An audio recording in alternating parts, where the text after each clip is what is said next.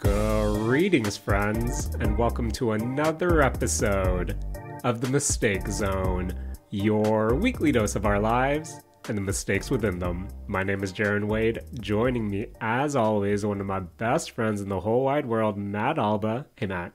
Yo. How are you doing? Yo, I'm doing good. Matt, that's great. We're here, made it through another week. But Matt, this week was pretty rough in terms of weather now. Matt, I don't know what it is, but I was feeling a bit shook this week. Just because, as I told you last week during our adventures in Europe, I got a little sick in Porto specifically. And during this week, not only was it a scorcher, Matt, Yep. it was a pretty hot boy week this week. But I started feeling sick again where I thought, this shouldn't be right. I was sick 2 weeks ago. I shouldn't be having, dry throats, runny noses. But I think it's a mix of just how humid and disgusting it is outside, mixed with just all the pollen, all my allergies coming through. Yeah. And Matt, I don't know about you, but how has your body been reacting to this heat? I mean, the days that it was really, really hot, turned on that AC, so, that was okay. But it's, kind of like cooled off a little bit these past, I want to say 2 days. So we went back to opening windows, but Jaren, I still kind of wish we were running that AC. I'm looking at a thermometer that is right beside my computer right now, and it is 47% humidity in here. Oh, that's rough, Matt. That's real rough. But, our AC is circulating around this place, but it's one of those instances where, Matt, you know me, the wind has to blow at me just slightly the wrong way, and I'm sick. So I'm bundled up when I'm inside, which is wild because my partner is in a t-shirt, in a shorts, while I'm in a hoodie and sweatpants, and having to walk her dog, even in the evening, when it's a bit cooler out, I have to do that dance of, okay, gotta change into my outside apparel. And the moment we return from our walk, I have to bolt to the washroom to change it back into my longer, heavier clothes, just so I'm not freezing all the time. That I hate it. I hate it. It's rough. Plus, also, in terms of allergies, I also break out into hives as well. So that's also not fun, Matt. Where Matt, Jaren and heat, not great. Not great. But Matt, you know what? It has been pretty great for me this week. What is it, Jaren? I think we're obligated to talk about some Elden Ring Shadows of the Erdtree. The new DLC finally has come out. And Matt,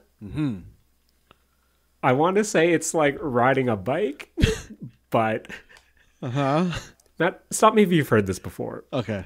Elden Ring is a difficult game. Yeah, I think I've heard that before. Yeah, that sounds about right.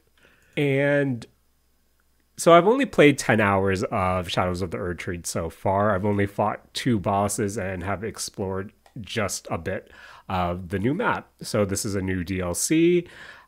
You access it by going and touching, what's his name, Mikola? Whatever, that scrawny hand sticking out of the egg. Yeah. And you get teleported into this new area, which I know we've spoke about it a bit briefly when the DLC was originally announced and just kind of all the previews coming out. But for the most part, it was described initially as the size of Liddell, I believe, was that first starting area in base Elden Ring. And Matt, when I discovered the first map collectible to kind of give you, the lay of the land, I thought, oh, this is a decent sized portion that you get. And to me, was reminiscent to how big Liddell was, or whatever that starting area in Elden Ring was. I think Limgrave. Limgrave, sorry, I don't know what a Lindell is. So Limgrave. And I discovered a second map. Yeah, that sounds about right.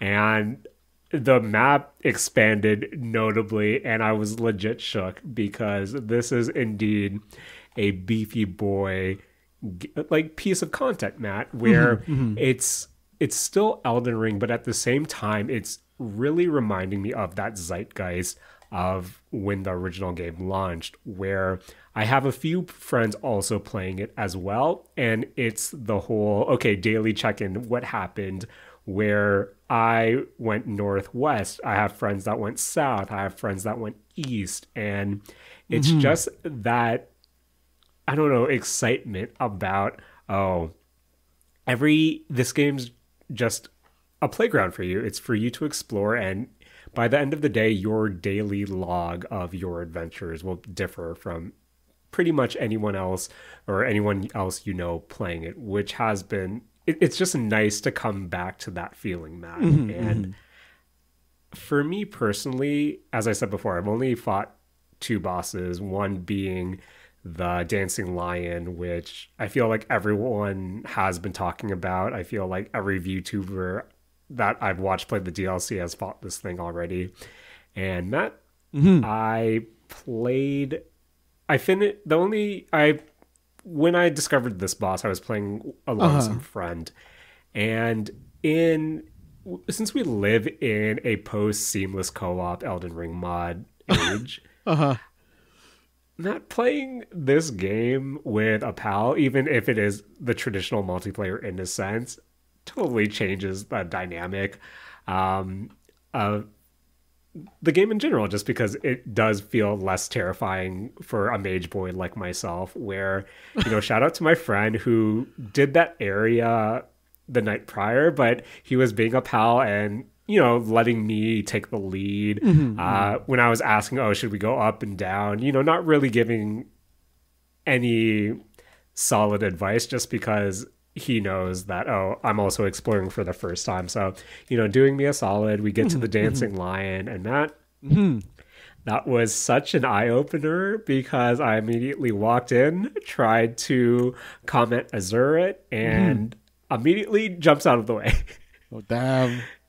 And I think the dancing lion is such I don't know, it really reminds you what you're expected in Elden Ring, because the attacks are, fast and furious. The combos are insane. Plus, I feel like with the 2 bosses I've fought so far, once you kind of get to the halfway point, the 30% point, they do have attacks that will instantly kill you if you're not on guard. And as someone who is, again, a mage boy and casts, maybe a dark moon, that kind of blocks most of the screen, so you don't know the tell of an instant attack coming. Not the best. So I hate to admit it, Matt, but I've been alternating between me being a mage and then going back to a blood build with Rivers of Blood. The classic.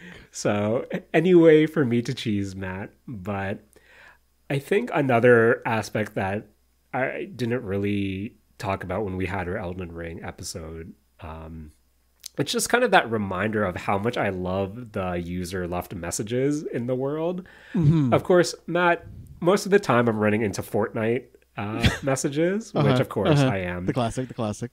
But at the same time, I've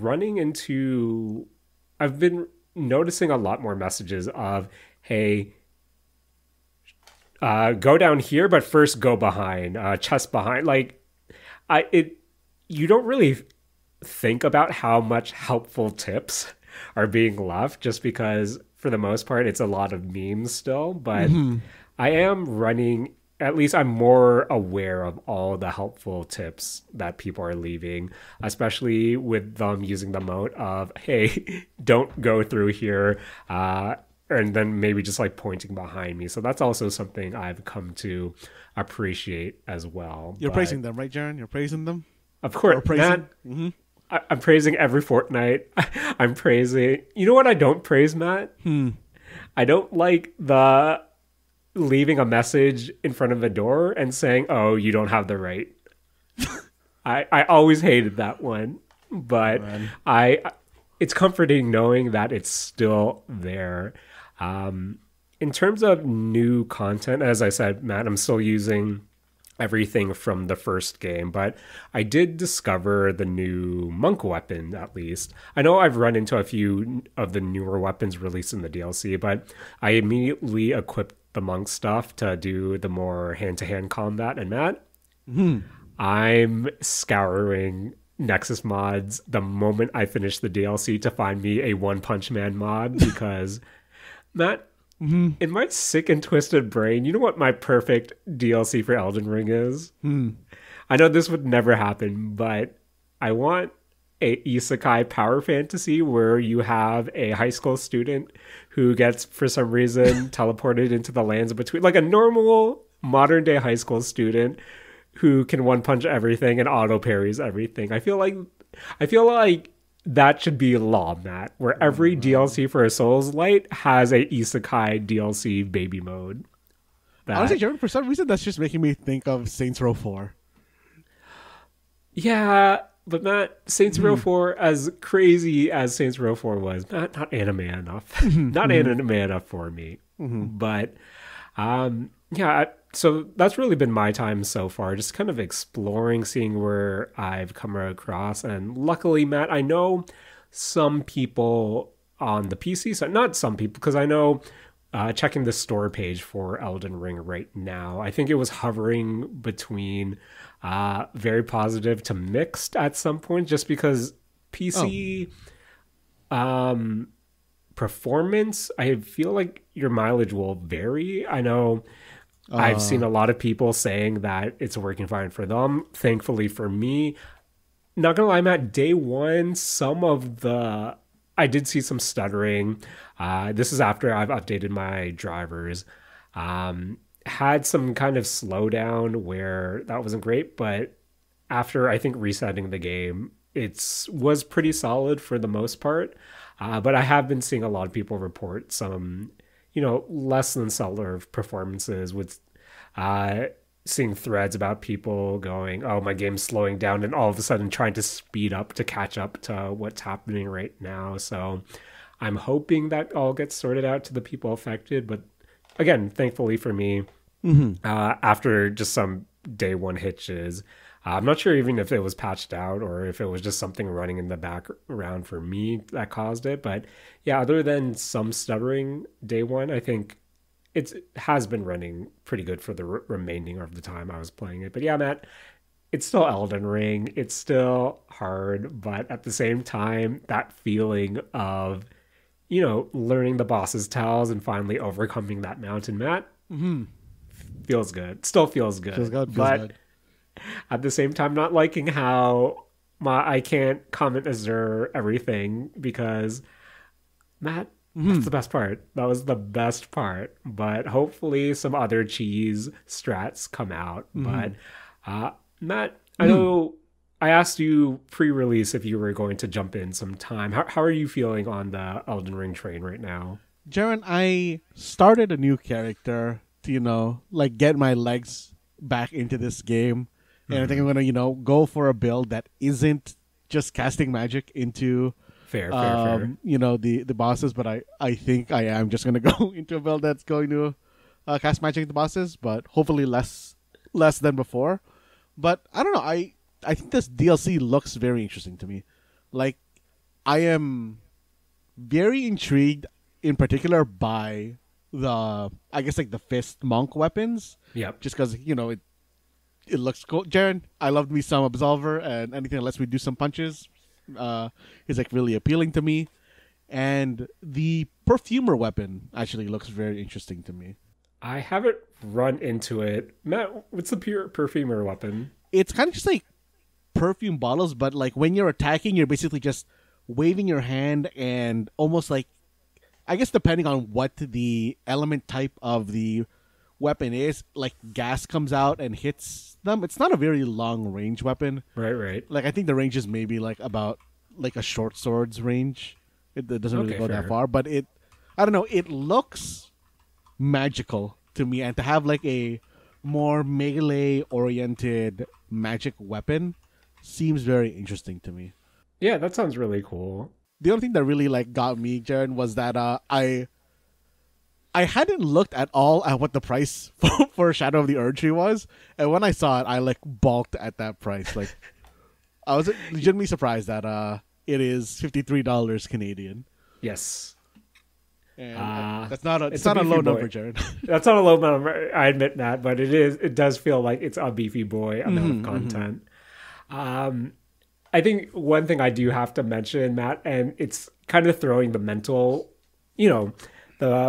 it's doing something to my mental, Matt, and that's of course, as we know, the announced pre-release that there is another leveling mechanic, similar to the attack scaling in Sekiro, where in Elden Ring, or at least in the Erdtree DLC, for the DLC portion only, there are fragments that you can find. I believe there is only a finite amount, and you can use them to upgrade your attacks. And then there's an alternative one that lets you kind of upgrade your ashes as well, I believe. And Matt, as someone who grinded like crazy on a particular hill, the fact that there are finite collectibles that I need to find to make myself stronger is also giving me anxiety, because Matt, I've found a handful so far, haven't marked the location. So once a map comes out and I opened up the entire map,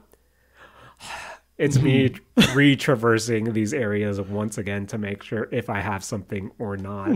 So Jaren, how exactly does that system work? Like, is it literally just like, oh, you like take this item and it just gives you a % boost to your attack, or is it more complicated than that?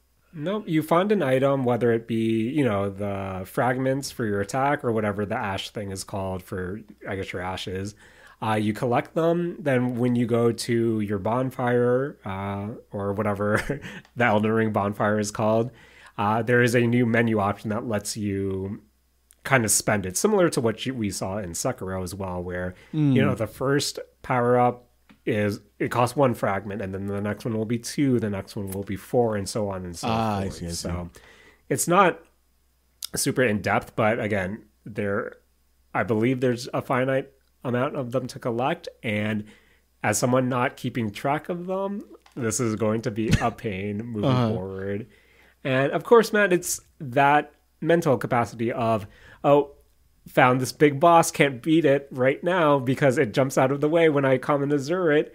Is it because I don't have enough of these fragments? And I don't know, Matt. I think that's the only thing that is throwing me off. But again, I just love me some exploring, love me all the messages. And yeah, Matt, it's still Elden Ring, and I don't know. I look forward to playing some more and updating you throughout the weeks. Small updates here and there as we explore some other things. Because, Matt, based on what we're going to talk about for, I guess, the majority of the episode, a lot of new games coming out next month as well. But, Matt, yes, it's the not E3 season. I guess it has officially concluded with the Nintendo Direct last week. But Matt, the month of June is Summer Games Fest.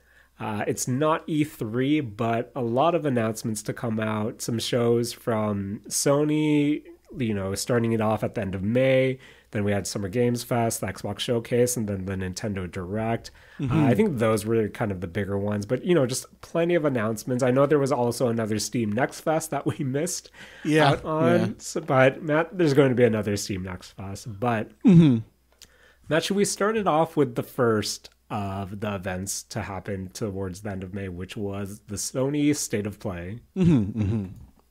So, Matt, since I believe this happened when I was preparing for our vacation, so I was able to, go back and check out some of the trailers that were shown. But anything in particular from the PlayStation State of Play May 2024 that stood out to you?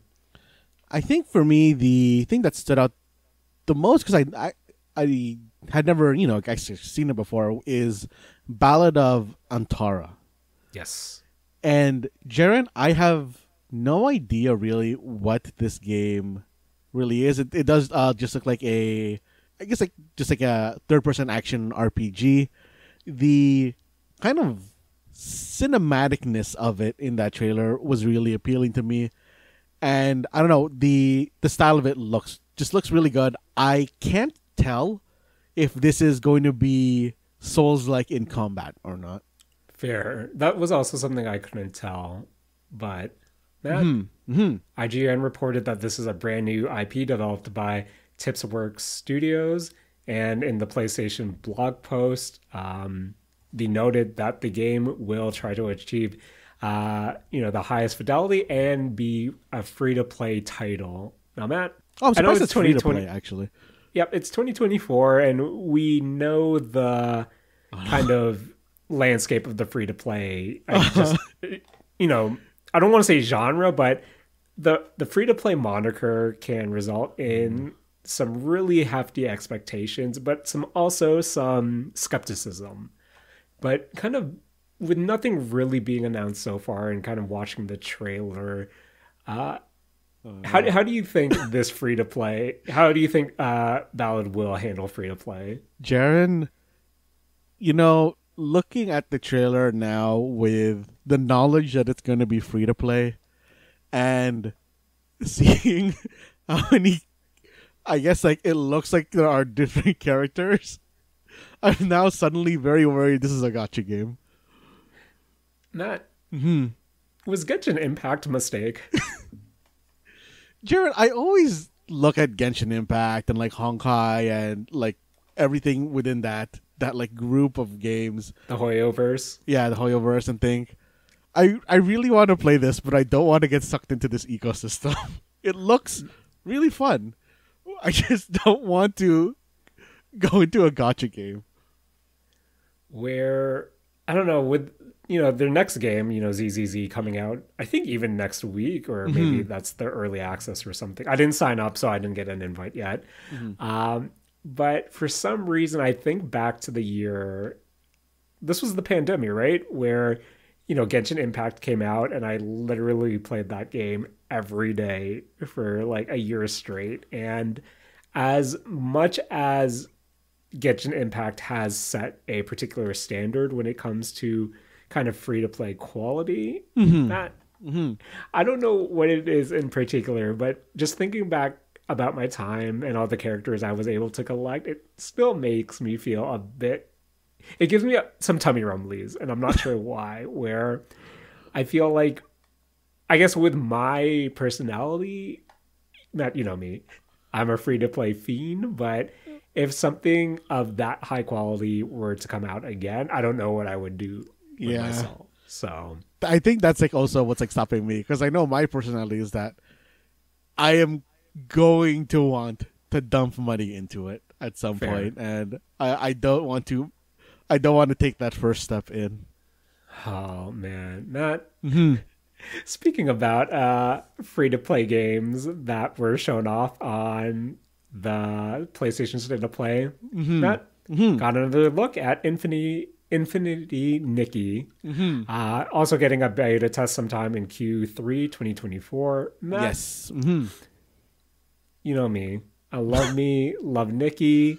I'm really curious to see how that translates into a open world dress up adventure. Again, have to ask if Genshin Impact was a mistake, but at the same time, I'm also curious how they monetize Infinity Nikki, where when I see, when I watch the trailer, Matt, I really do wish this was a standalone, game. Buy it once, go on an adventure with Nikki and Momo, and dress up. But then I think, once again, I think back to 2018, 2017, where I literally played Love Nikki every day for a while, and me, grinding event stages, collecting mats so I can build the hell suits or the forever suits. And finally, after playing a year, crafting a suit that I wanted, and thought, okay, it's next on to the next carrot. And Matt, all I'm saying is the PlayStation State of Play has given me some serious free-to-play PTSD, and I think that's speaking volumes to the video games that I play. But have to admit, Matt, seeing Nikki and Momo in 3D does make me feel some ways where I'm still going to always look at whatever they release, footage or media for Infinity Nikki. But at the same time, man, I'm hesitant. I'm hesitant just because there's some baggage with me there. But did you think of anything of the Nikki trailer? Jared, I think this game looks so interesting to me, just because I think I expected something different when we were first shown this game. Like I honestly thought it was mostly just gonna be, for lack of a better word here, kind of like doll housey stuff, almost like Animal Crossing, actually, I guess, in terms of like how it would handle. But seeing them like doing platforming in the game, and like it looks like proper platforming too, not just like some like kind of like cobbled together platforming and boss fights. And I think the thing that really threw me off the most is that at the end of the State of Play trailer, I guess I just don't know like the lore within this series, but seeing her in a kind of like dark, almost like ruined looking thing, and there's someone like crucified up on like the rafters or something was really I don't know, jarring to see. Matt, that reminds me of a particular dress that you could craft in Love Nikki, and how it had to be censored in a way just because it was kind of odd. Not kind of odd, but like, same motif of woman chained up, but she might have been like more bloodied, which they had to censor as well. I see. But Matt, again, when you get into the lore of Love Nikki, and it's literally just, there's a lot of notions of dictatorships. There's one political intrigue. There's one of, hey, we need to take over this country. So Matt, it's wild. It's wild, and sometimes the hell dresses don't necessarily relate to the story itself. But Matt, this is again something that I am looking forward to, but at the same time, it is that free-to-play aspect of, oh, how will they monetize it? But at the same, on the flip side, just seeing Momo, their instances looks more, traditional platform or adventure, while some of the traversal that we see Nikki do, heavily reminds me of, the Alice game, or the American McGee Alice games as well. But Matt, there was that one portion of the trailer where you're selecting a dress, you select the pieces, and then I see the materials required, and again, PTSD, Matt, PTSD. But Matt, let's switch to something less monetize heavy and go to Astrobot, which was confirmed, I believe, no microtransactions, a bunch of unlockable costumes. And Matt, if there was one reason I want to get a PlayStation 5, it would be Stellar Blade. But other than Stellar Blade, it would be Astrobot. I've always heard a lot of good things, and to see the reveal of Astrobot here, the internet went wild. I'm not sure if you can hear my dog having nightmares in the background, but my dog's having nightmares about playing Genshin Impact and Love Nikki every day for years on end for me. So, but Matt, what did you think of the Astrobot trailer? I thought it looked really interesting. Like, it feels to me like they're turning Astro. Is his name just Astrobot, or does he have like a specific name? I think it might be Astro. Matt, as someone who doesn't have a PlayStation 5, I'm going to assume its name is Astro. Okay, so like it feels like they're turning this into their kind of like Mario franchise, their Crash Bandicoot almost franchise. And Jaren, after this trailer came out, I thought it like looked very interesting, but I saw that a lot of people were, I maybe a lot is like a stretch here, but like I seen like enough kind of response saying that like they wish there was more I guess PlayStation what's like PlayStation representation than there is like within the trailer itself.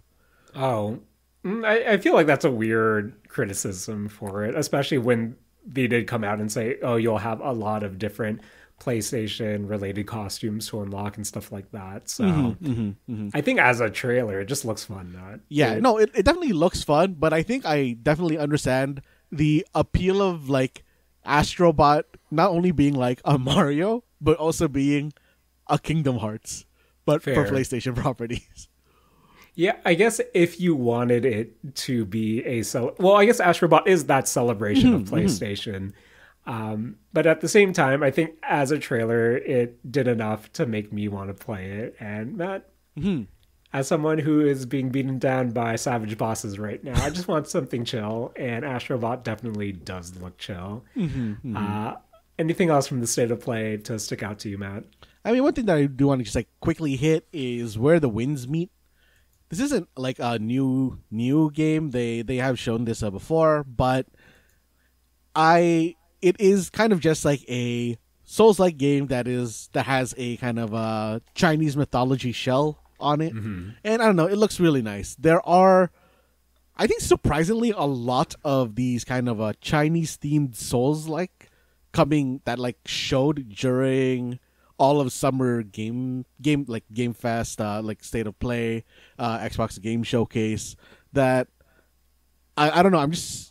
I'm surprised, and I'm really into this I guess like recent push of Chinese themed game or Chinese mythology themed games.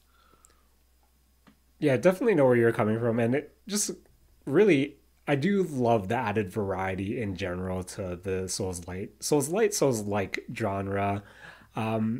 I think, as you said, Matt, throughout all the presentations, I think we did see representation in some form. And not only are we seeing games that explore Chinese mythology, but something like, well, we'll get into it during, the Xbox stuff as well, but something like a Flintlock or something like, I guess Flintlock's the only thing that to come to my head right now. But yeah, I'm really appreciating just all these different aesthetics, all of these different mythologies as backdrops, just because, Matt, as punishing as the genre is, I feel like Souls lights are becoming my new roguelites, and it's something I do want to check out until I realize that, oh, even though I finished Sekiro, I'm still notably bad at this game, and how much do I want to continue to ram my head against it? Where, again, just having that variety makes that pill easier to swallow. So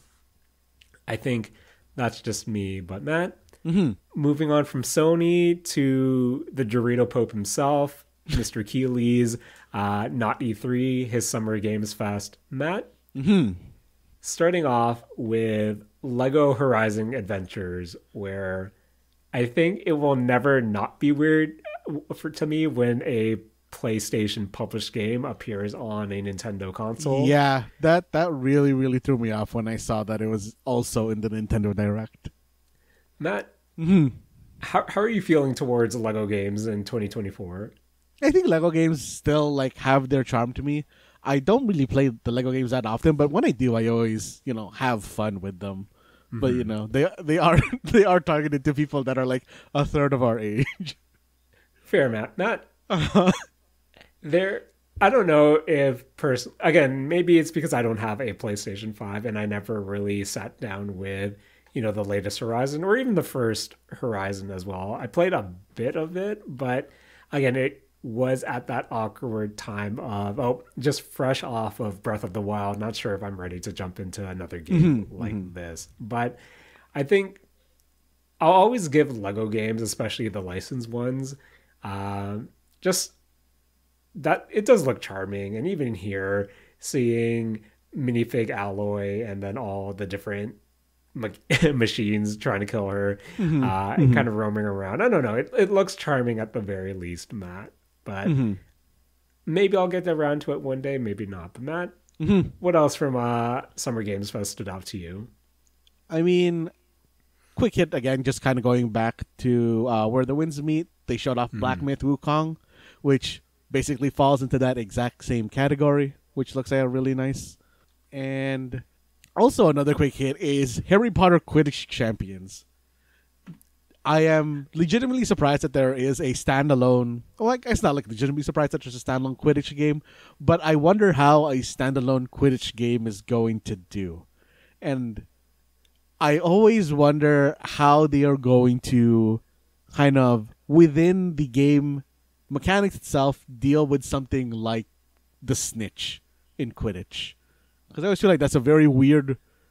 It makes sense within, the Harry Potter books on like why the snitch is there, but within the actual, sport of Quidditch itself as a game, it seems really, really weird. Matt, say what you will about the Harry Potter games, but at the same time, like, from a purely neutral perspective, I don't understand how this is a standalone game. Yeah. And not like DLC for the thing that came out last year or whenever it came out. But Matt, speaking about being a person that's not necessarily into particular franchises, I got to, I want to mention real quick Star Wars Outlaws. Matt, to no one's surprise, I'm not really a Star Wars guy, but I do like the idea that, you play as these outlaws in such a well-established universe with key heroes and key villains where, Matt, sometimes I want to play as a nobody in a grand adventure, but not have that, oh, you're the one syndrome where... I think another thing that also appeals to me about Star Wars Outlaws, at least in theory, is, the premise revolves around our protagonist attempting a big heist. And Matt, you know how I love me a good heist, where I'm curious to see how the story builds not only towards that heist, but the aftermath, which I assume is what the story will, encompass all around. But what the planning stages, the execution, I think that's what really makes me excited, where I would love a open world game that just has you putting a crew together, executing heists, but maybe a more tight narrative than the one we saw in Grand Theft Auto 5. But man, I'm going to keep an eye out on Star Wars Outlaws. But anything you're keeping an eye out from the Summer Games Fest? I think for me, the game I'm probably going to be, one of the games I'm going to be looking at the most is probably Mighty Morphin Power Rangers Rita's Rewind. Matt, I love the renaissance of beat-em-ups that we're in right now. Jaren, that trailer hit like all the buttons. It, is hitting on the, Power Rangers. It's hitting on the beat-em-ups. It's hitting on that really good classic look. Jaren, I really wish I, put any real amount of time into the Teenage Mutant Ninja Turtles. What was do you remember what the subtitle was for the new Teenage Shredder's Mutant Revenge? Yeah, I really wish I put... It's a good game, man. It's a real good game. I wish I put more time into that. Matt? That's the beauty of gaming in 2024. You still can, Matt. You still can. But yeah, as you said, Matt, everything from the Mighty Morphin Power Rangers trailer, it just hit well, Matt. Combat looks fun, but I think it's the nostalgia hits that really made me excited. Yes. But, Matt, I think when I think about gaming in 2024, I think indie games with the smaller budgets are really what have been not only exciting me lately, but have resulted in a lot of the games I've been most anticipated on, where I think something like a Steam Next Fest will always make me excited just to see what's actually out there, what smaller teams are doing with smaller budgets. And Matt, no surprise, the last year in particular, the last 2 years in particular for the gaming industry, we're seeing all these big games and big budgets, but then also a lot of big teams closing down, unfortunately, where I think if the industry were to shift to, kind of more smaller games with more manageable budgets, I feel like that's where, we might be able to see more creativity, more innovation. And I know the only reason I'm bringing all of that up is the Blumhouse Games portion is something that I'm really keeping an eye on, especially, if they're approaching it like they're approaching how they make their films, which is, smaller budgets, certain budget that you have to stick to, reaching out to all these different creators. And Matt, a lot of the games that they kind of showed off and then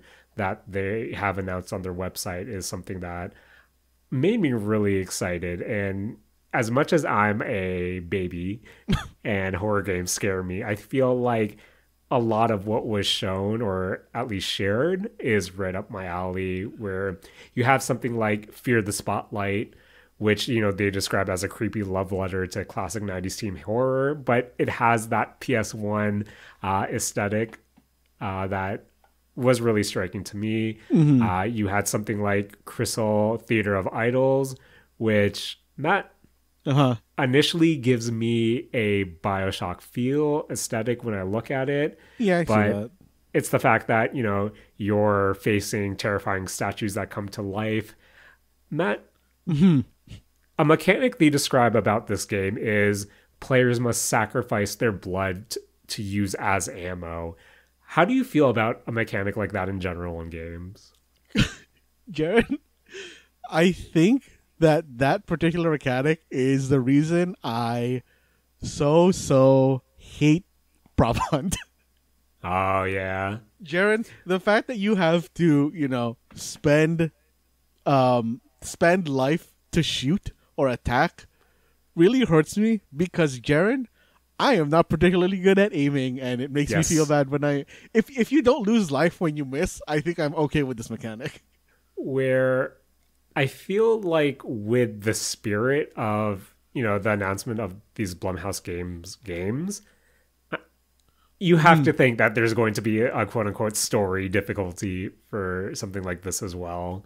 Yeah. Which I'm kind of hoping as well. But Matt, I think the standout to me of, the batch that was shown off was Grave Seasons, which, Matt, a farming and town sim game where amidst all the relationship building and crop harvesting, players must figure out which of the townsfolk is a supernatural serial killer. Where I feel like since would you say we've reached that point of a oversaturation to the cozy farming sim genre? Yeah, I think that was reached a while ago.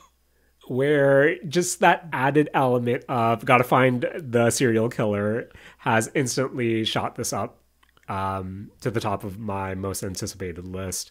And one more game that I wanted to mention, Matt, they also announced something called The Simulation, which is based off a never-before-seen horror game, is the only evidence found in a crime scene. Premise sounds really cool. They described it to be, fourth wall breaking. So again, something I don't know, just everything shown at the Blumhouse Games segment just really was appealing to me and something I'm really looking forward to, especially Grave Season, Grave Seasons. Honestly, Jaren, for the most part, these games are all very too spooky for me, but the kind of gameplay, I guess, mechanic that they showed behind the simulation was definitely the most interesting one to me. I definitely want to check that out, Matt. And I think hopefully, I don't know, it gave me, what was it? Inscription vibes. Matt, that's an issue for me in particular and I'm going to do it a lot for the remainder of the episode, of relating games I think are cool that look like other games that I thought were cool. So please forgive me for that. But Matt, speaking of which, you know what else I thought looked cool? Oh, man, I hope you're going, or I think you're going. I'm not. Oh, no. Matt, what did you think of the Mecha Break trailer? Jaren, man, I conceptually like Mecha Break so much, Jaren. You know how I love me some mechs. These are also kind of more in the anime style, like like a Gundam Virtual On type mech. But Jaren, the fact that it's like a multiplayer PvP game makes me not want to play it. Yeah. Matt, I love me a mech game, but Armored Core was too hard for me. I'm a baby boy. I wanted something. But yeah, I think the PvP aspect really soured me on it. I just want to live out my Gundam fantasies, Matt. Real quick, I know they had a Skate trailer that announced the console playtest as well. Matt, that skit before the, I don't know, minute of gameplay footage, not it. Matt, Not it. I'm not about these, these office parodies, skits. Just give me the gameplay. I want to see how it's looking. And even now that they've announced the console playtesting, I'm pretty sure this is still like a 2026 at the earliest release. So, Matt, maybe this would have worked better segueing from the Blumhouse games, but Slitterhead. Yes. Matt, I don't know about you, but something looks off about this game. Really, Jaren? Speaking about games that look like other games, I conceptually really like Prototype meets Ghost Trick. Oh, is it Matt? What was that? I think it was a GameCube game. Was it Geist? Geist? I don't know what game you're talking about. Okay. So I'll give Slitterhead the, jumping from one body to another, that mechanic, always cool. But watching the combat specifically, I feel like with Slitterhead, it's trying to go for that more slow, methodical horror game, like from the PS2 era, like that type of speed. But when it actually gets to the melee combat, I feel like it should be faster, where I think this game looks too slow. Some of the animations aren't the greatest.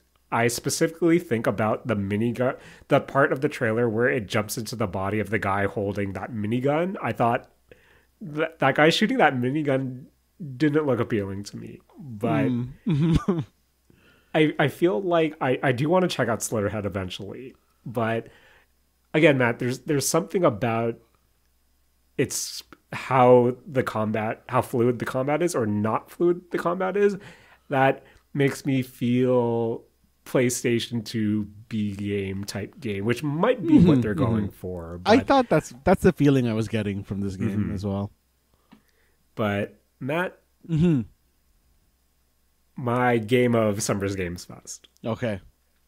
Matt, remember when you mentioned Saints Row 4 earlier?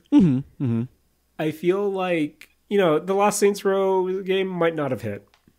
But I feel like Killer Bean might be the spiritual successor to Saints Row. Jared, what is this? When I saw them like showing off this game, I this is the most like disconnected from, I feel like, the public, I don't know, like knowledge pool that I've ever felt while I was watching a video game trailer.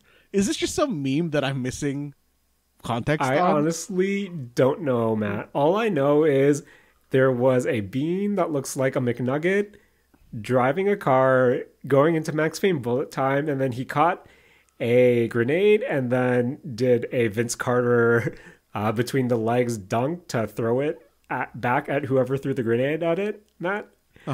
This game just looks zany. This game looks memey. I don't know. It just looks, hopefully it plays like a good time, but it made a big impression to me as a video game. And even though it's called Killer Bean, I'm gonna continue to think they all look like McNuggets, and I do love me some chicken nuggets, Matt. Same. Where again, another game that I should have segued off of the Blumhouse games portion. But Matt, did you have any thoughts on Wonderstop? I mean, Jaren, I think this is reaching into that kind of comfy farming type game oversaturation that we were talking about. And towards the end of the trailer, there is like this kind of thing happening in the narration where it seems like the main character is kind of like reliving something. Some trauma, Matt. She's fighting some trauma and fighting those inner demons. Yeah, and I wasn't sure if that was alluding to a second type of gameplay or not. So you're saying that we developed this in Saturday Morning Arcade Season 2? It's half comfy farm sim, half horror game, which I guess actually is just grave season. Where again, Matt, as you said, the first half didn't really hit with me, but it was when she was kind of trauma dumping towards the end. I think that's where it got really exciting to me, where I think what will make me, want to play this game is how that trauma comes to, or what form of gameplay that trauma takes place in, and how weird it potentially gets. Because I know, other than her, kind of having a panic attack, you do see that image of a blade for a split second. So I'm really curious to see what form that takes as well. Mm-hmm. Mm-hmm. But Matt, I feel like we have to mention Street Fighter 6 Season 2, new character pass. We have Elena from Street Fighter 3, and Bison is back. And for the first time in core Street Fighter history, guest characters in Terry Bogard and my Shirai Nu, or Matt, I don't know how to pronounce her last name. We have Mai. She's not family friendly, is what we know about her.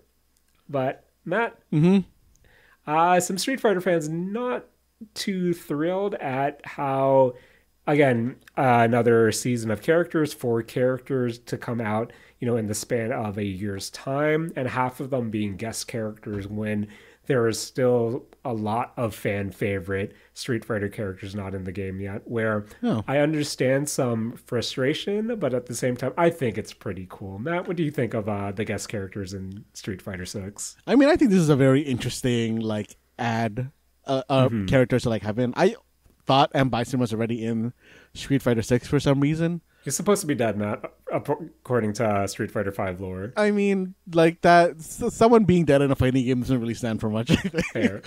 But, it's cool to see Elena. Because I never really, played any of the games that she was in. I feel like she's after my Street Fighter time. Yeah, I think I associate her mostly with being Street Fighter Cross Tekken.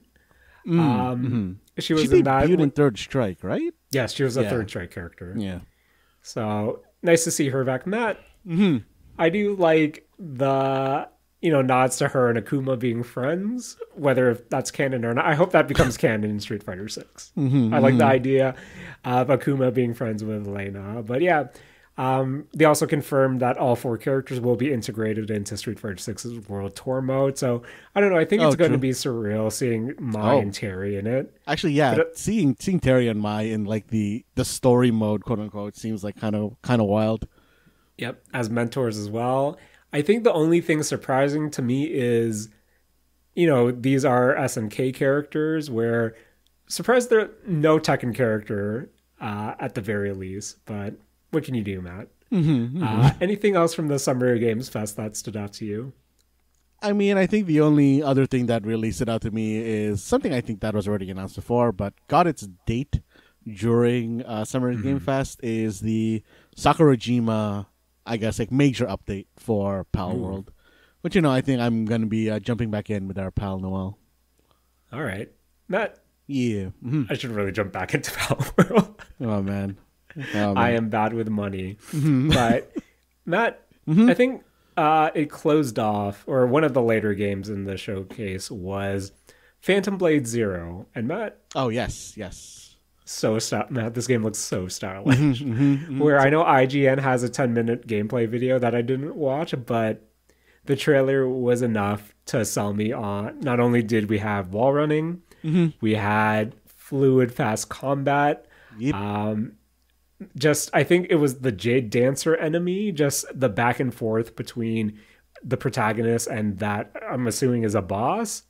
Looked great, Matt. Yeah. I feel like this is scratching it's a more fast-paced Sekiro from the looks like, where I'm hoping it isn't a Souls-light and it just lets you go wild, because Matt, this game looks so, I don't know, it just looks fast-paced, it looks gorgeous. I love how the combat looks. I don't know. Yes. It left a really strong first impression on me, and hopefully it scratches all the itches that Sekiro left on me. But did you have any thoughts on Phantom Blade Zero, Matt? I mean, Jaren, it's right up there with all the other kind of like Chinese themed games that I was talking about before, and I'm, just like all those other games, looking forward to seeing this one come out.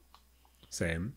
And Matt, we move on to the Xbox Showcase, and again, not to be a super downer, Matt, but with the recent closings, with the recent Microsoft layouts, not gonna lie, it felt I had another tummy ache, at least watching through the showcase initially, but have to admit, Matt, really strong showing overall, and I think of the 4 showcases, to me personally, might have been the strongest. But starting off with Avowed, Matt, still love how colorful it looks, how gnarly some of the enemies look.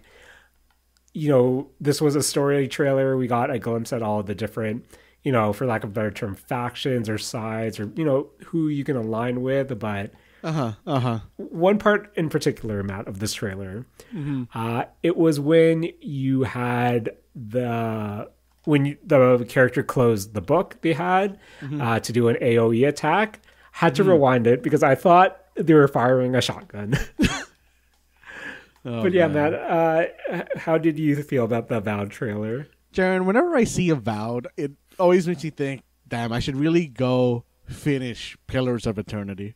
Fair. Just like, get all the lore I can out of that.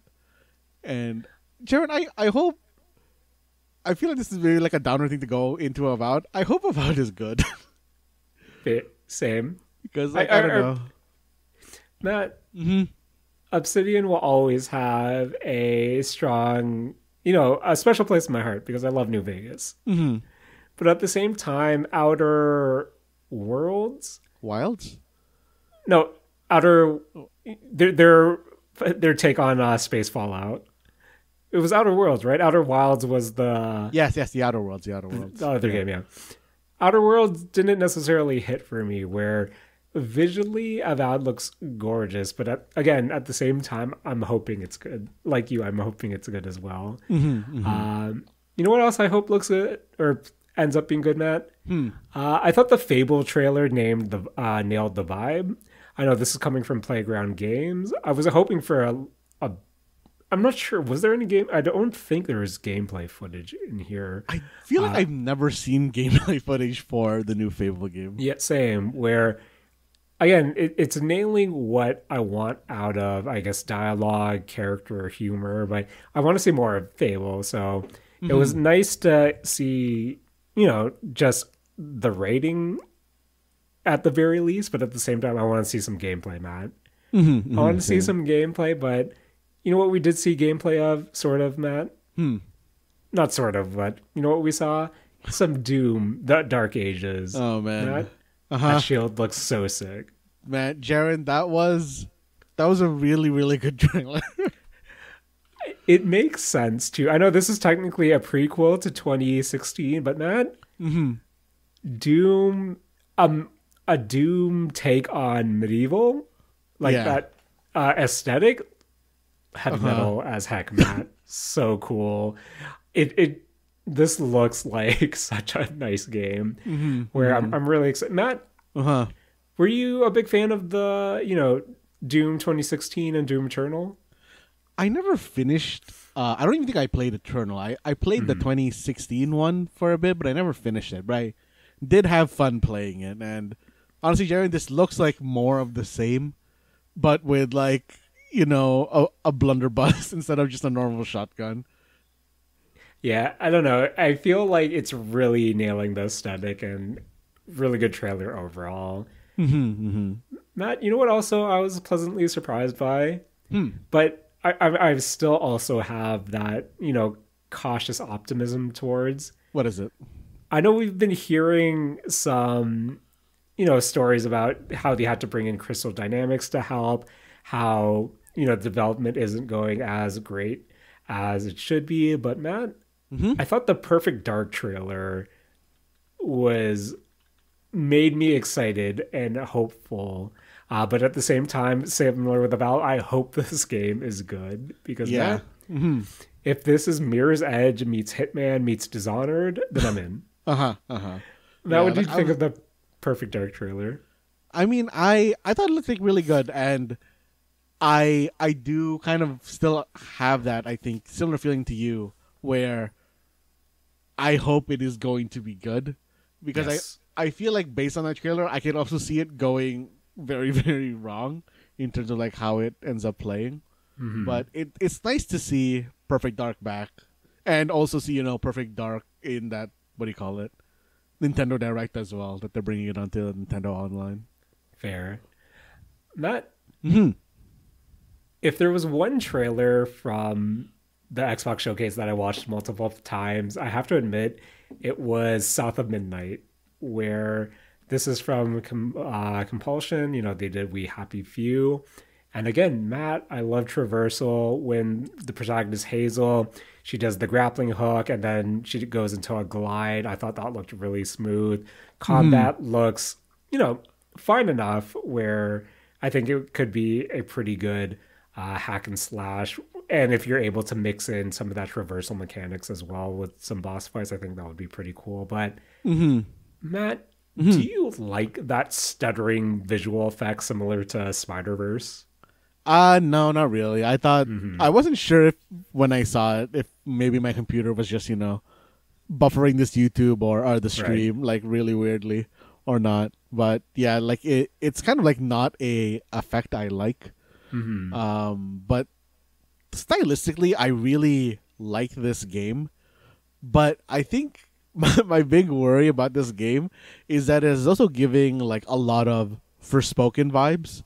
And I'm worried that like it's going to maybe like crash in the same way that Forspoken did. Yeah, I totally know what you mean as well. But at the same time, with South of Midnight, I feel like, I don't know, it was just hitting all the right check marks for me. Where I think with Forsaken, the thing that, Matt, maybe I'm just not into the quippy protagonist, where I feel like South of Midnight, Hazel as a protagonist, or how they shown him, was just someone who was down to earth. And maybe, going back to Mullet Mad Jack, I'm the type of person who won't pick make my main character talk more. So, yeah, South of Midnight, I thought really strong impression for me.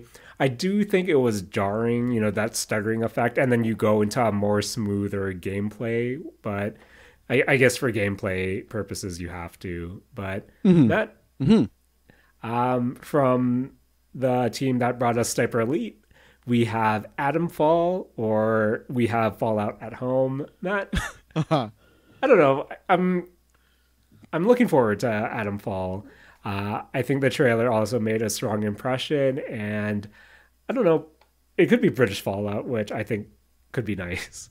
Sure, it's really weird to me, like the kind of aesthetic that Atomfall is going for. Yeah. Because at first I was like, oh, okay, it's green Fallout. Yes. When it was, kind of just like showing your kind of post-apocalyptic sort of, look to it. And then they went into like a cave and it was magic. Yeah. And that threw me off. And I don't know now where I stand on how I feel about this game, because like these clashing aesthetics are very, very weird to me. Seems like a game we have to get our hands on that just to figure out where it's coming from. But I thought it looked something I would like to check out. But Matt, I'm not sure if you agree with me, but I feel like the trailer of the show, for me personally, was Expedition 33. Yeah, that is a wild trailer. Matt, again, it's just such a visually appealing trailer. It looks gorgeous, just all the different set pieces. But when it gets into the actual... At first I thought, oh, is this going to be like a co-op shooter or, some sort of, character action game? Yeah. But when it goes into the turn-based RPG, perspective, and just how stylish that RPG actually like the turn-based mechanics look. Mm-hmm. That I immediately thought, I hope the Persona games eventually lift off of some of this, just because that the gameplay itself looks like a fever dream to me. Yeah, this looks like what I wanted, turn-based RPGs to be when we were back in like the PlayStation era. Right. I don't know, maybe it was just the way the trailer was cut, but I do hope when the game comes out, like, it is as fast as the trailer makes it have to be. Just in between, not just so much is going on, but yet it kind of like, I don't know, it didn't look disjointed, but I feel like everything fit together, going from selecting your weapons to, the quick time events. And I don't know, I think even the story itself, just, trying to break that cycle of death from the painter, I don't know, it just looked great. Matt left a really strong impression, and definitely my trailer of the show, and arguably probably the trailer of the whole, like, not E3 season. If I had to be honest, this is the game I'm looking forward to most playing. I mean, for me, Jaren, there is another trailer specific that stood out to me. It didn't really make me want to play the game, but the kind of trailer cinematic that they showed for Diablo 4, Vessel of Hatred, was very, very good and very, very memorable. Matt, just when you think Blizzard might not have it anymore, they release a cinematic trailer that not only is, it just looks great. Gnarly trailer. Jaren, the opening of the arm and like the tendon coming out. That is... Did not like that, Matt. Jaren, I didn't, like the feeling it put in me, but the visuals of it, I kept watching over and over. Yep. Real quick, I mentioned Flintlock before, another Souls-like game. Matt, scratching the itches, great traversal, and have to admit, kill all gods is such a good tagline. Like, if you want me to play your game, just have your tagline be kill all gods, and I'll instantly check it out. But yeah. Jared, how's Hades going? Do you want my Hades update that I was going to tell you a few weeks ago? Yeah, give me that Hades update, Jared. Okay, quick Hades update. So I finished I've beat Kronos twice now. Matt, I think the Kronos... I do agree. Initially, I think that fight is really overturned. Where I don't know. I feel like with all the Hades boss fights, especially in Hades 2, I feel like they're too long. Like, all of them just feel like too long when you finally get to them. But Kronos in particular, not, also having a second phase, but, once you get the patterns down, I think it does get a lot manageable. But I have to admit, Matt, the 2 times I was able to finish Hades or beat Kronos in Hades 2 was I had the one hex that essentially gave you, like, you can pop a heal, and I built that hex in a way. So essentially, one of the gods that can give you a power up. I forget who it was. It's the moon goddess. But her hexes, when you get more of her power-ups throughout your runs, it's essentially you building into a skills tree for that particular hex. And the hex I chose for the run that I first finished the game with was, okay, after you use a number of mana, you can pop the skill, and then it'll let you heal, and you get, I believe it's 3 charges. And then every time you go to a fountain after you beat a boss, you get more charges. But then I built it in a way of, okay, every time you go into a fountain, you can add those 5 charges to your current charges. And the only way I was able to get it through the skin of my teeth was I had 12 extra heals on top of my, I believe 3 reborn, or revives. Nice. And then the second time, I had the hex that when you pop it, you become invincible, and then you fire a comet azure beam for like 10 seconds or so. Classic Jaren. So, yeah, maybe I need to get good, Matt, but the fact that for Hades,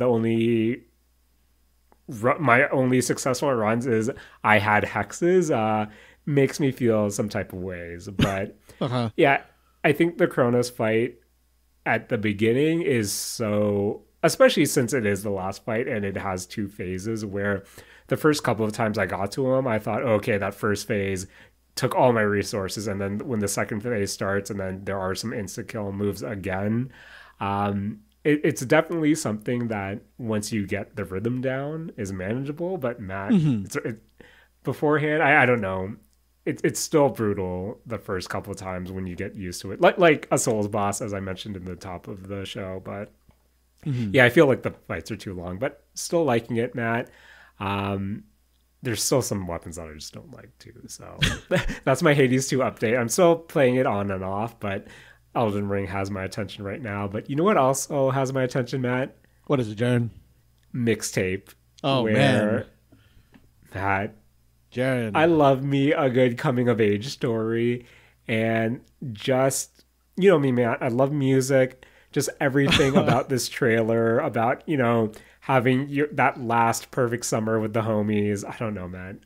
Just everything about this trailer sold me on what this is. Jaren, I've never seen a trailer that screamed Jaren game to me more than the mixtape trailer. I loved it, Matt, where I can't wait to play it as well. But anything else from the Xbox showcase that stood out to you, Matt? I mean, I want to give a shout out to Wu Chang Fallen Feathers, which is, another one of the kind of Chinese-looking Souls games that are coming out. That might have been it for me as far as like the Xbox games showcase that I was interested in. Matt, beefy showcase, a lot of different games. Something like Winter Boro looks pretty cool as well. We got to see Stalker 2 footage. But yeah, Matt, mixtape, nothing but the hits. Can't wait to have one more summer with the homies. But Matt, can't wait to have some games that were shown off at the Nintendo Direct. Last but not least, Matt. Yes. Where do you want to begin with the Nintendo Direct? Jaren, of course, you got to start with a banger. Hello Kitty Island Adventure, Jaren. Matt, I'm so glad this lives free of Apple Arcade right now. Oh, man. Jaren, I genuinely kind of want to play this game. Because honestly, it's just Hello Kitty Animal Crossing as far as I can tell. Yep. I know when I had the Apple Arcade, trial for like the month or something, I know it starts off really slow in that, you're on a plane with all the Hello Kitty characters, and I believe you have to talk to all of them, and that really put me off. But I eventually talked to all of them, and yeah, it's just Animal Crossing with Hello Kitty, and that's all you need. That's really all you need. But Matt, you know what else we need? What's that, Jaren? We need some Marvel vs. Capcom Fighting Collection arcade classics where, Matt, say what you will, but they know what the people want, and the amount of references to the classic I'm going to take you for a ride throughout this trailer, they knew what they were doing. People love them. Some Marvel vs. Capcom. Really, in terms of the games in the collection itself, really, really stacked. Everything's there. But Matt, I think the Punisher beat 'em up game being included was eyebrow raising to me, but it also made sense in a way. But I don't know. It looks like a cool package overall, and I'm hoping this is Capcom testing the waters, because I know the last Marvel vs. Capcom didn't do so great. But hey, maybe in a post Street Fighter 6 world, a more accessible Marvel vs. Capcom might be something that can really hit, similar to how Marvel vs. Capcom 3 hit years ago. But Matt, can I interest you in another collection from Capcom? How did you feel about Ace Attorney's Investigations collection? Oh, Jaren, I was so surprised to see that this is finally getting an English release. Or, well, I guess the Yes. first game got an English release, but like the second game in this series is getting an English release because Yes. Jaren, I remember way back when I wanted to play the second game in the Ace Attorney Investigations series, and to do it, you needed to like apply a patch to a ROM, and for some reason, I was just finding it so confusing on how to do it properly that I kind of just gave up. So it's good to see that I'm going to be able to give my money to Nintendo to be able to finally play this game proper. Fair enough, Matt. Fair enough, Matt. Mm-hmm. I'm glad you're able to play that game proper. Mm-hmm. Mm-hmm. Matt, Uh-huh. how did you feel towards Super Mario Party Jamboree? Jaren, I really, really, really want to know what's up with the 20-person Mario Party. Yes. Because that sounds wild to me. No way it's like 20-person turn-based. No, the way that they were showing it, it looked like you maybe moved all at the same time and you just Yeah. mini-gamed together. But like, even if it's that still seems wild. That, I don't, Matt, that might be too much Mario Party for me. I The want to real do it at question- least once. Real question, is there a 50-turn version of that 20-player? Jaren, Matt- I have to think that they're limiting it to like, there's like one mode and it's the 20-player mode, and there isn't like it's a fixed amount of turns, it's a fixed amount of like everything. Matt, do you think you would be able to get 20 people together to play a 50-round Mario Party game? Jared, I don't think I know 20 people with Nintendo Switches. Matt, same. And I know that system sold a bunch. Matt, if we needed a vault episode, do you think we could name 20 people that we know that own Switches? 0%, Jared, 0%. Matt, you know what has 100% my interest? What is it, Jaren? Matt, Legend of Zelda: Echoes of Wisdom.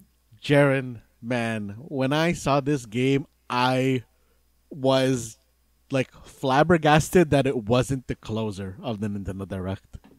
Matt, a hot take, same. Okay, Matt, say what you will about Metroid Prime 4 Yeah. Beyond. Its legacy, announced so long ago. Not the greatest development stories coming out of it. Having to switch teams, I believe Retro at the helm right now. But Matt, I understand why Metroid Prime 4 Beyond closed the show. Yes. But in my heart, no, I agree. I'm not sure why Legend of Zelda Echoes of Wisdom didn't close the show, just because I love me some Metroid Prime. But at the same time, Matt, I feel like in terms of Nintendo games I want to play, I don't know. I think the Legend of Zelda, or, Echoes of Wisdom, not only are we playing as Zelda, but I just think the gameplay mechanics as well look really interesting and can really lead to some creative moments to tackle not only like environmental puzzles, but even just combat encounters as well. There is like one thing that really concerns me about the game though, which is that when they're kind of showing off the mechanics of like, oh hey, you can like get this item and you can replicate it in the world and like use it to solve these puzzles. I thought, oh cool, they're like doing the kind of like Breath of the Wild kind of stuff towards like a 2D Zelda game. But I also thought, I'm worried that it's going to have the kind of Scribble Knots problem. Right. Where you basically like have to make the game interesting for yourself, and like you have to kind of like look past the efficient answer and go for the fun answer. Yeah. For lack of like a better way to say it. No, that's also a feeling I had, and if I had to be 100% real, I think the comment about, you play as Zelda, I know what a lot of you are thinking, is Zelda going to swing a sword? I want to see Zelda swing a sword. She has to be able to duplicate one, right? That has to be Yes. like how you're going to fight Ganon at the end. Matt, if at some point you just aren't swinging the Master Sword as Zelda, I don't know if there's some lore reason about it, but I'm going to be severely disappointed if I can't swing the Master Sword as Zelda, where I don't know, I feel like that comment in particular made me raise an eyebrow. And I think being a few days removed from the Nintendo Direct, you know what's wild to me, Matt?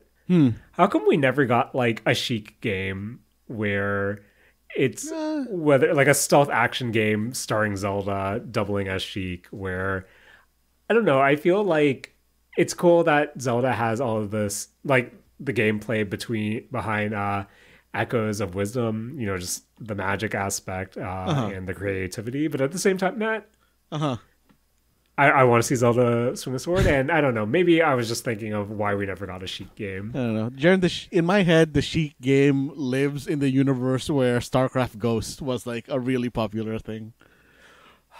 Matt, I still believe. But Someday. I don't know. Sorry, I opened the floodgates. Matt, what did you think of the Metroid Prime 4 Beyond trailer? I mean, Jaren, like I understand why people are excited to see it, but Metroid Prime, actually, the Metroid series in general has never really been my thing. So I very much agree with the whole Zelda should have been the closer for this, but I understand why Metroid Prime 4 was the closer for this Nintendo Direct. Yes. Matt? Again, not poo-pooing it on it, but yeah, Metroid Prime, I enjoyed the first one, but like, I don't know, 2 wasn't necessarily my jam, and 3, I played a bit of it, but it never clicked with me the same way the first one did, and especially how like Zero Mission or like Fusion clicked with me on the Game Boy Advance. But Matt, you know what was clicking with me? What's that, Jaren? The 100 line Last Defense Academy. Jaren? Oh, man.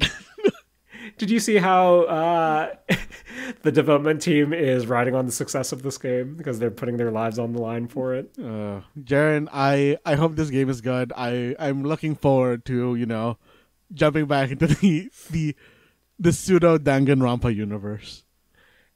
Matt, looks great, good, agreed. But at the same time, I'm also curious about the gameplay because it looked tactical in a way. Was it confirmed it's a tactics game? Yeah, I think they said that this is a tactics RPG. Okay. That's fair. But, Jaren, one thing that actually really concerns me about it being a tactics RPG is that it is also mixed with the Danganronpa, or it's looking like it's mixed in with like the kind of like Danganronpa, I guess, like archetype. Right. And in Danganronpa, characters just die. And I'm really concerned that, you know, my favorite unit or character or whatever is just going to, or the unit that I depend on to fight with, is just going to disappear halfway through the game. Matt, that's totally in line with what I'm expecting to happen as well. Oh, man. But yeah, anything else from the Nintendo Direct, Matt, that stood out to you? Jaren, Romancing Saga 2 looked like an interesting turn-based RPG. I think the Expedition 33, though, is like kind of overshadowing it a bit for me. Fair. But also, Jaren, while you know, gotta touch the farming again. Jaren, Farmagia looks very interesting to me. Yes, I have to admit that as well. Jaren, I'm really looking forward to this, you know, farming game cross Pokemon cross Pikmin type gameplay, because it looks very interesting, and this is actually like a very unique concept to see. Matt, what's the new Denpamen? Because I still can't wrap my head around it. I don't know, Jaren, this game just looks like kind of like dumb. It kind of reminds me of what is that thing called? You know, on the 3DS, the kind of like games you could play on there where you use the Miis. Can't remember the name of those type of games. The Spot Pass games. Right, Spot Pass games. This looks like just like a series of Spot Pass games and like a kind of like town builder. And I don't know, it looks like nice dumb fun. And if I don't know, I want to give it a try at least, because at the very least, yes. Because I think it is free to like play this game. Oh, is it? Okay, that sounds that sounds fun, and I feel like that was a really solid Nintendo Direct. I think this was one of the most solid Nintendo Directs of a long time. Yes, agreed. But Matt, Mm-hmm. have to ask, when do you think they're gonna start showing off that Switch 2? Ooh, Jaren, I feel like that has to be like after Christmas, just to, really milk the last of the Switch 1 sales. But I don't know. Do you think Tokyo Game Show is too early? When is Tokyo Game Show usually? I think that's usually September. I think that might be a little too early, but if it is there, I wouldn't be totally surprised. Yeah, at the same time, I feel like I could definitely see this being a early 2025 reveal.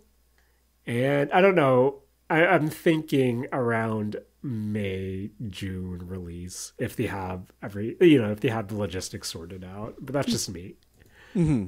That's just me, Matt. But overall, pretty solid, not E3 season. Matt, again, a lot of games I'm really excited for. Yeah. And I think it was just cool coming, a lot of this was happening while, as I said, on vacation. So it was good just to kind of come back at the end of the day, tired from walking and being sick, and just seeing what was announced, and a lot of cool things, and a lot of them starting to come out as early as next month, which is really nice as well. But Matt,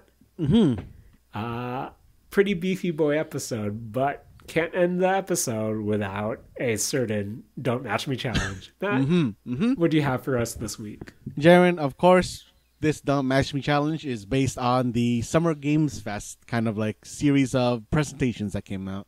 Yes. And Jaren, these questions are all going to have basically the same theme of name a new game that was debuted in this conference or showcase. I think I've arranged these in what is descending order in terms of how many new games were announced in that presentation. Okay. So, Jaren, let's start from the top. Jaren, name a new game that was announced at Summer Game Fest. Jeff Keighley's Summer Game Fest. Jeff Keighley's Summer Game Fest. I'm sorry. Okay. All right. 3, 2, 1. Civ 7. Ah. That's a good pull. I hope this was just announced. I'm hoping. I said Killer Bean, Matt, which I don't think was announced previously. Jaren, it's new to me. I'm going to accept that answer. Thanks, Matt. Okay, Jaren, I think the showcase that had the next most announced new games was the Xbox showcase. So, name a new game that was shown off at the Xbox Games Showcase. So, 3, 2, 1. Perfect Dark. Ooh. Good pull, Matt. Good pull. Matt, I went with Life is Strange, Double Exposure. Ooh. Okay. Matt, I didn't want to get into the Life is Strange, but now that I apologize during your Don't Match Me challenge. Matt, not necessarily Life is Strange in general, but how do you feel about them having to pick a canon ending for Life is Strange? I don't know how the Life is Strange games ended, Jaren. Is it possible that they kind of do the thing that Walking Dead did, where they just funnel them all into one ending? Matt, I don't think you can funnel them all into one ending. Okay. Well, that's unfortunate. Yeah, fair enough, Matt. Fair enough. But going on to the next one, Jaren, name a new game in the Nintendo Direct. So, 3, 2, 1. Went with Echoes of Wisdom. Matt, I was going to pick Echoes of Wisdom, so I hope, Matt, please tell me Last Defense Academy, not Danganronpa, was announced during the Nintendo Direct. I'm pretty sure that's new as well. Okay. And Jaren, name a game that was announced in the PlayStation State of Play. I think there weren't too many new games announced in this one. So, 3, 2, 1. Jaren, I'm going with our possible boy, Astrobot. Hey, Matt, I thought you were going to go that way, so I went with Dynasty Warriors Origins. And Jaren, for the last question, we've gone through all the conferences, but Jaren, if you want to make the most of these games, you have to pick a platform to play them on. Ooh. So, Jaren, just name a gaming platform. In general? Yes, in general. Okay. So, Jaren, let's go in 3, 2, 1. Jaren, I'm going with the PC. Matt? I went with the Dreamcast. Hey. Matt, I believe. You got me. You got me, Jaren. You got me. Matt, I appreciate the lengths you went with the Don't Match Me challenge, especially stressing newly announced games, because Matt, in the alternative one I wrote just in case, it was just name any games from the conference. So Matt had to make sure us and our friends out there were on our toes, but Matt, again, beefy boy episode, beefy amount of games announced, and of course a beefy piece of DLC in Elden Ring. But Matt, as always, I want to thank you for joining me this week and editing this podcast. Yo, thanks, Jaren. I, as always, want to thank you for hosting this podcast and, joining me in this Don't Match Me challenge. Thanks, man. Matt survived this time. Whenever I survive a Matt challenge, I feel good about myself. Matt, I want to thank Nikki. I want to thank Momo. I want to thank Matt. I want to thank Snake. I think the Metal Gear Solid Snake Eater trailer looks good. Jaren, okay, is it called Metal Gear Solid 3 or is it like Metal Gear Solid Delta? I think the Delta's in it. I don't, Matt, I honestly don't know, but I thought it looked good. Okay, yeah, same. Matt, shout out to, I want to thank Stylish RPGs. I want to thank Stylish Combat. I want to thank Joanna Dark for making her return. Matt, I want to thank Samus for making her return as well. Hey. Matt, I want to thank the idea of Zelda holding the Master Sword. And let's thank our potential new boy, Astrobot. Hey, that guy. Someday Jaren will have PS5s. Someday, Matt. Someday. And then we'll talk about Stellar Blade. But until then, Matt, please take it away. This has been the Mistake Zone, and we're all out of Summer Game Fest 2024.